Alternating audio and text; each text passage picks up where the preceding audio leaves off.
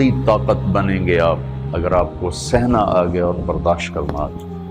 چونکہ جب آپ برداشت کرتے ہیں نا تو اندر میں ایک طاقت پیدا ہوتی ہے.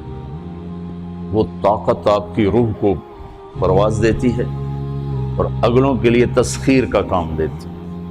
اور اگر آپ پھٹ گئے تو بم کے پھٹنے سے کیا ہوتا ہے؟ تباہی آتی. جب آپ پھٹیں گے یا میں پھٹوں گا تو معاشرے میں تباہی آ جائے گی.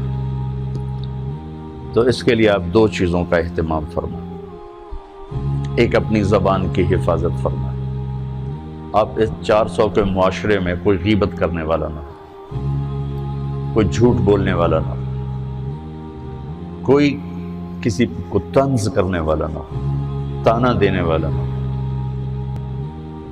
ایسی بات جو کسی کے دل پہ جا کے چوٹ مارے اس سے آپ اپنی زبان کو صاف کر لیں.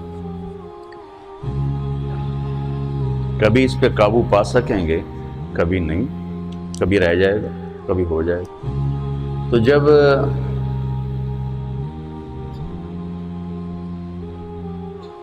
ہاتھ سے نکل جائے بات تو پھر اللہ نے ہمارے لیے توبہ کا دروازہ رکھا ہے. 2 نفل پڑھو، اللہ سے معافی مانگو، جس پر زیادتی ہو اس سے جا کے معافی مانگو.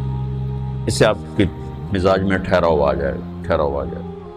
تو میں آپ سب سے یہ گزارش کرتا ہوں کہ اس معاشرے میں آپ اپنی زبان پہ قابو پانا سیکھیں. برائے میرے بہت فائدہ ہوگا. ایک زندگی گزری ہے، شام قریب ہے، تو پوری زندگی کے تجارب نچوڑ بھی اس میں شامل ہیں. اور تجارب نچوڑ کو گولی مارو اور دیوار پہ ڈال دو. میرے نبی کا فرمان اس کے لیے کافی ہے کہ آپ نے فرمایا کہ 2 چیزوں کی ضمانت دے دو، میں جنت کی ضمانت دیتا.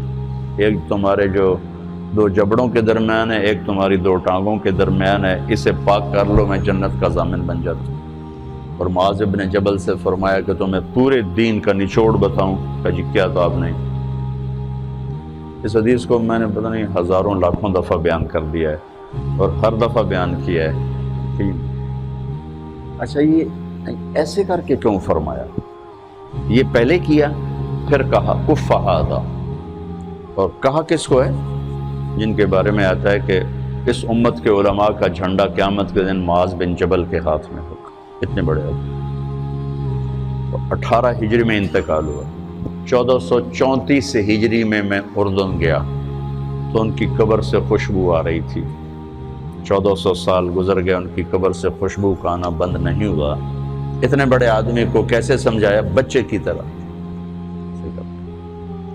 معاذ اس زبان پہ قابو. تو آپ سب کو، اپنے آپ کو بھی کہتے ہیں، وہ عرب خطیب کہتے ہیں اوصیکم نفسی اولا وایاکم کر کے عام طور پہ خطبہ شروع کرتے ہیں. تو میں بھی اپنے ذات سے شروع کر کے آپ سے یہ عرض کرتا ہوں بچوں کہ اپنی زبان پہ قابو پانا سیکھو. یہاں اس کی مشق کر لو. یہ چھوٹا سا میدان ہے، چھوٹا ایک تالاب میں ہے. آپ تالاب، یہاں سے نکل کر آپ ایک سمندر میں کودیں گے جہاں کہ رشتوں کی فہرست ہوگی، تعلقات کی فہرست ہوگی، ناگواریوں کے خوفناک خاردار کانٹے ہوں گے. کہیں کہیں پھول ملیں گے ورنہ کانٹوں سے بھرا جہان ہے.